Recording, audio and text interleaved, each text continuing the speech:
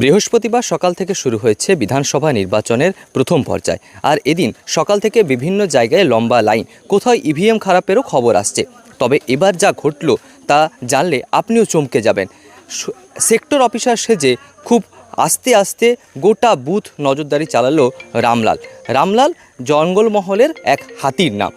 সেই হাতি একদম জিতুশোল প্রাথমিক বিদ্যালয়ের ভোট কেন্দ্রের সামনে এসে তিনি খুব ধীরে ধীরে গোটা চারদিক খতিয়ে দেখে। স্বাভাবিকভাবে আতঙ্কিত হয়ে পড়ে যারা কেন্দ্রীয় বাহিনী জওয়ান রয়েছেন তারা, এবং যারা ভোট দিতে এসেছেন তারাও।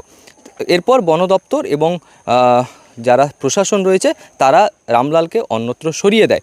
তবে এখন প্রশ্ন উঠছে, এই রামলাল কিভাবে চলে এলো? কারণ প্রথম থেকে বন দপ্তর কড়া নজরদারি রেখেছে। তবে স্থানীয়রা যেটা জানাচ্ছে, রামলাল কারো ক্ষতি করে না, সে আসে বিভিন্ন জায়গায় খাবারের খোঁজে এবং তারপর চলে যায়। তবে ভোটের প্রথম দিন সকালবেলা যেন সেক্টর অফিসার সেজে হাজির হয় রামলাল, এবং তারপরে সেখান থেকে ভোট কেন্দ্র গোটা চারদিক পর্যবেক্ষণ করার পর তিনি কিন্তু চলে যায়। তবে এবার দেখার আগামীতে আবার আসবে কিনা, বা নিরাপত্তা বিষয়টা কতটা জোরদার করা হয়েছে। ঝাড়গ্রাম থেকে রঞ্জন চন্দ্রের রিপোর্ট, লোকাল 18 বাংলা।